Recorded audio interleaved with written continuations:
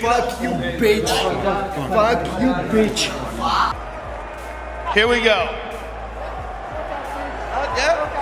This isn't a fight promo. This is personal. Ilia Topuria and Paddy Pimblett don't just talk trash. They really don't like each other. We're not just talking about fight clips or press conference sound bites. We're diving into the real timeline that brought two rising UFC stars to the edge of an all-out war. You'll find out how a few words turned into a full-on feud, what makes this personal for both fighters, and why fans can't stop watching. Stick around, because this one might change how you see both fighters. If you're into raw, behind-the-scenes fight drama, this is one you don't want to miss. You might think most MMA rivalries start in the cage. But this one? It started with a tweet. Back when both Ilia Topuria and Paddy Pimblett were still climbing the ranks, the trash talk started early, and it got personal fast. At first, it was typical banter.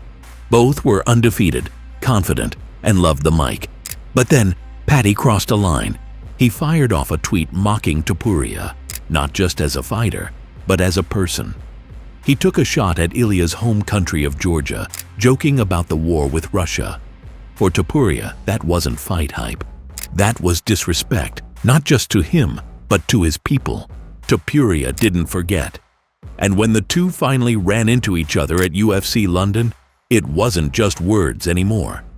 Ilia saw Paddy in the hotel hallway and went after him. He threw a punch, and Paddy threw a bottle.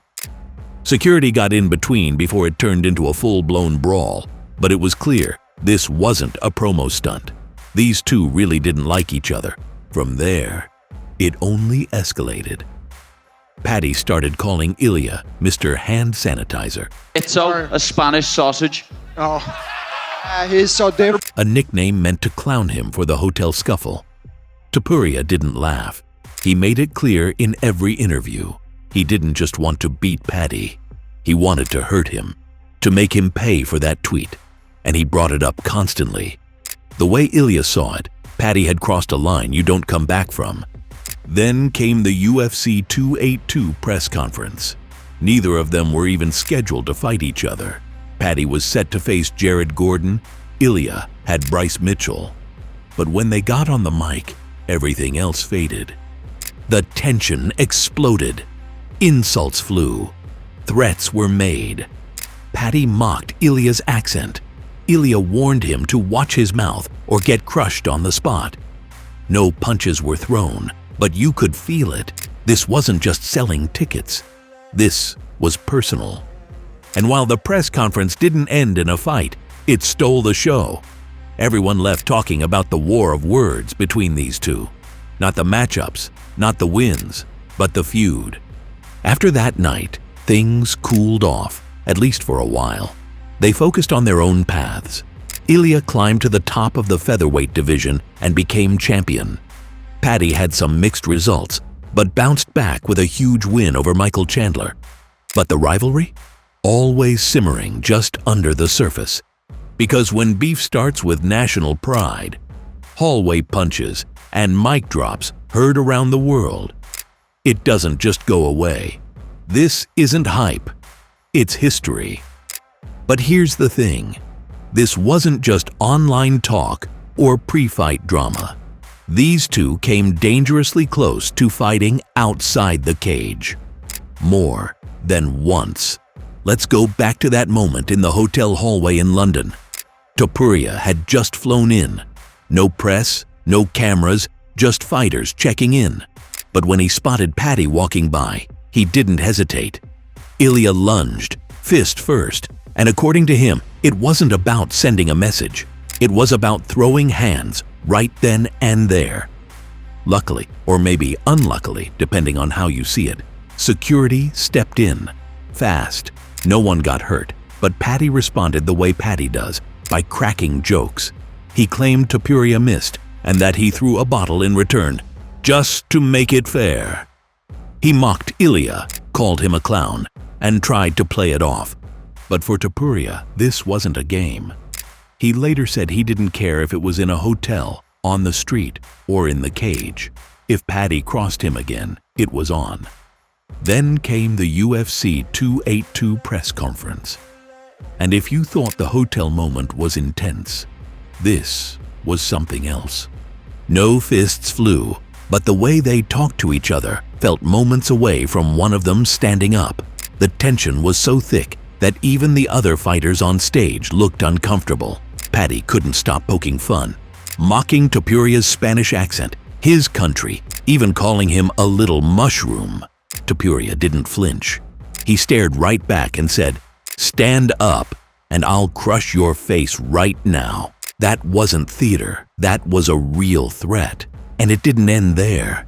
Backstage, in interviews, even months later, Topuria kept bringing up that moment, saying Paddy backed down when it counted, and that the only reason he didn't get his hands on him was because of the cameras and security around. So yeah, it's way beyond social media jabs and interview sound bites. These two nearly threw down in real life, twice, and the only thing stopping it from happening again is timing. And speaking of timing, the third question everyone's asking is, what actually happened at that hotel that almost sparked a full-on brawl?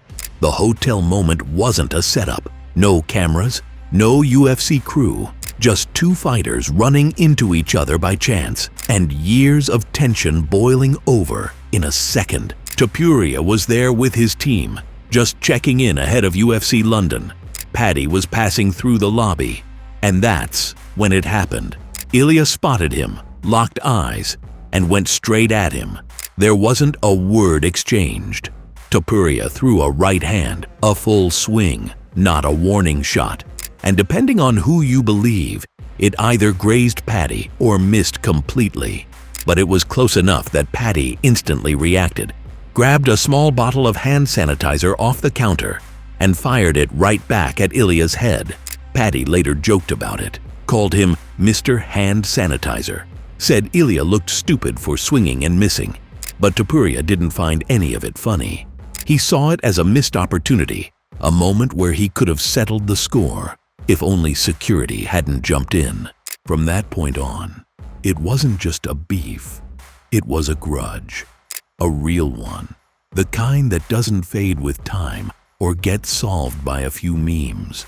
Topuria has said over and over, that moment in the hotel was when he knew he wanted to fight Paddy, not for rankings, not for money, but because some things can't go unpunished. And that's what makes this rivalry different. It didn't start in a cage, and it didn't cool down after the cameras stopped rolling. It began with a tweet, turned into a near street fight, and now sits on the edge of becoming one of the most explosive matchups in UFC history. The only question left is, will it actually happen?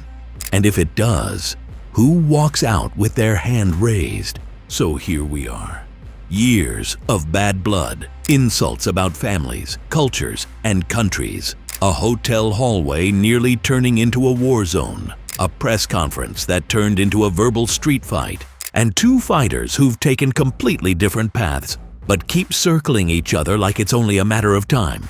Ilia Topuria is now a world champion, the first man to knock out Max Holloway. His name's etched in history. He doesn't just fight, he dismantles. And now he's chasing greatness at 155 pounds. Paddy Pimblett, he's silenced critics with brutal wins, handled pressure, and proved he's not just hype. And after dominating Michael Chandler, even the haters had to admit the baddie is legit. But here's the thing, this feud was never about rankings. It's about something deeper, respect, pride, payback. They've both said it. If the UFC lines it up, they'll sign on the dotted line without blinking. And if that happens, we're not just getting a fight, we're getting a storm. One fueled by years of unfinished business and real, raw emotion. So what happens when they finally meet? Will Paddy shut the doubters up once and for all? Or will Ilia make him regret every word, every tweet, and every joke? You decide. Drop your pick in the comments. Topuria or Pimblett? And if you want to see this fight happen, smash that like button, subscribe for more breakdowns like this, and turn on notifications so you don't miss a second when this war finally hits the cage. Because when it does, it won't be just another main event. It'll be the fight we've all been waiting for.